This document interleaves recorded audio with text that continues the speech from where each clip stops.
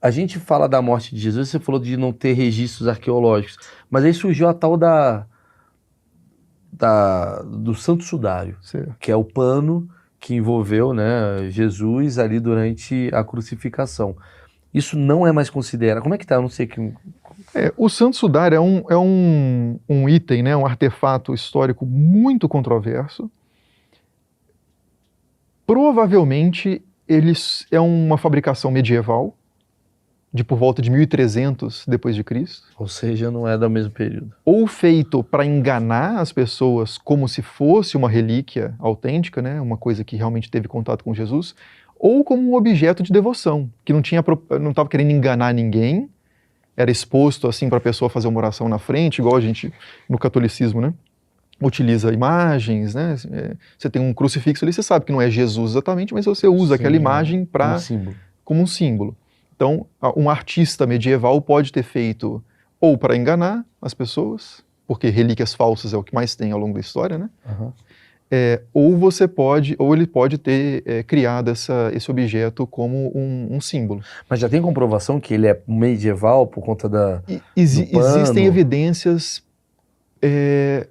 que vão... A maior parte das evidências vai nesse sentido. Você tem datação de carbono 14, que é uma datação mesmo química, né? Sim. Do material do sudário, que aponta esse sudário como sendo do século XIV. De 1000 anos pós-morte de Jesus. Isso. Aí tem alguns que contestam isso, falam assim, não, mas pegaram uma região ali do sudário que tinha sido comprometido por um incêndio que tinha acontecido. Ou era um sudário da Insider, que era já uma tecnologia do futuro. Aí preservou melhor. Mas assim, a figura de Jesus que aparece no sudário, a altura dele, o cabelo, tipo assim, o estilo artístico, digamos assim, daquela figura, não bate com século I, Judeia, Galileia. Bate com pintura medieval, com iconografia medieval. Saquei, faz sentido.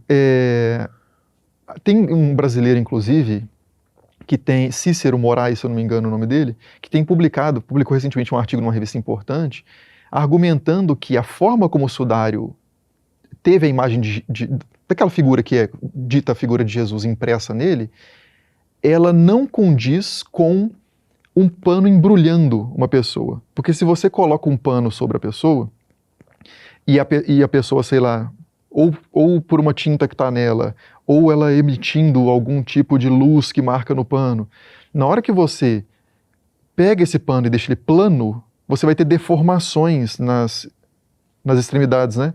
É igual quando você pega o globo terrestre e faz um planisfério, ele também fica distorcido. Então, aquela imagem casa muito melhor com um carimbo, com algo mais, um relevo. Porque aparece um pouco do rosto, né? Isso. Entendi. Não faria sentido. Rosto ficaria todo aberto, assim, né? Não ficaria certinho, né? Isso. Faz sentido, né? Então, isso já era argumentado antes e tal, mas esse cara fez uns modelos 3D. Eu vi isso daí. Num software aberto, qualquer um pode reproduzir. Eu vi. E tá no Google, vai no Google que você vai encontrar o que tá, como é o Santo Sudário, como que seria o rosto de Jesus, inclusive até ali eles fazem, né, através da formatação do sudário, como que seria. Até chegou aquela polêmica, todo mundo falou, que é uma polêmica meio vazia, que Jesus obviamente não é um cara louro, de olho azul, né, até pela região onde ele morava. Não, mas não é essa. Não é essa? Não, porque isso que você está falando é tipo assim, pegaram a imagem do sudário e fizeram uma reconstituição de como Jesus seria. Isso. Não é essa que eu estou falando, não. O que eu estou falando é um modelo que é tipo, os caras usam, é como se fosse de efeitos especiais, aqueles programas de 3D de efeitos especiais, que você cria um objeto, por exemplo, um pano, coloca as propriedades dele, qual que é a densidade dele, qual que é o peso, aí você coloca outro objeto em cima e simula esse objeto caindo sobre o negócio. Já viu uns negócios assim? Já vi também. Então ele faz isso. Então como é que ficaria marcado o corpo de Jesus se ele tiver... E, aí, quando não é daquele jeito que tá. Entendi. Isso. Entendi. E outra, né? A primeira menção histórica que a gente tem ao sudário de Turim, que é esse Santo Sudário, né? Ela acontece no período medieval.